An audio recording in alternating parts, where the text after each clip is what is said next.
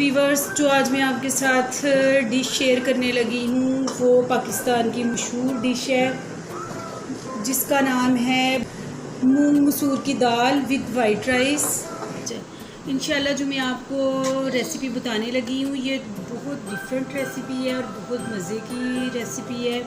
जो भी खाएगा इंशाल्लाह वो बहुत इंजॉय करेगा। चले आए डिश को बनाते हैं।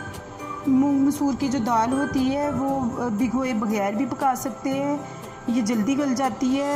वैसे भी कोई भी दाल आप पकाने लगे तो उसको 5-10 मिनट के लिए ज़रूर भिगो के पकाएं। भिगोई हुई दाल बहुत अच्छी बनती है। ये मैंने आधा प्याज लिया है, उसको मैंने बारीक चॉप कर लिया है, वो भी इसके अंदर आप डाल लें।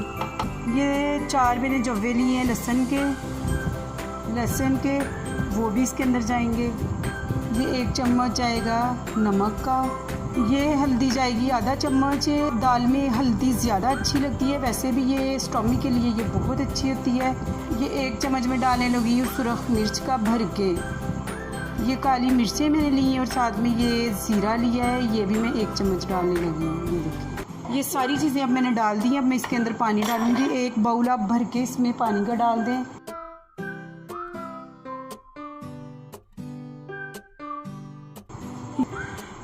एक बाउल तकरीबन 1 लीटर मैंने इसमें पानी का डाल दिया है। दाल जल्दी गल जाती है इसलिए मैंने इसमें कम पानी डाला है। चले आए अब इसको मैं ये मेरी दाल तैयार हो चुकी है। ये देखें, मैं आपको 2 तरीके बताने लगी हूँ जिससे बहुत ज़्यादा ये मज़े की दाल हो जाएगी। इसको आप मक्खन का तड़का लगाएं, पहली बात ये। दूसरी बात ये कि ये मैंने लिया है नेशनल का कौरमा मसाला 1/2 चम्मच। ये आप इसके अंदर डाल दें, इसकी खुशबू बहुत प्यारी आएगी। जैसे बाज़ार की दाल होती है उस तरह की इसके अंदर से खुशबू आएगी और टेस्ट भी इसका बहुत मज़े का आएगा। चावल हमारे रेडी हो चुके हैं, वो मैंने पहले ही बॉयल करके रख लिए थे। चले आए दाल को तड़का लगाएं और इसको डिश आउट करें। ये मैंने थोड़ा सा लहसुन लिया है, थोड़ा सा इसके अंदर ज़ीरा और ये मक्खन, ये अब इसके अंदर ये देखें जी वीवर्स। माशाल्लाह ये हमारे बॉइल्ड राइस और मूंग मसूर की दाल रेडी हो गई है।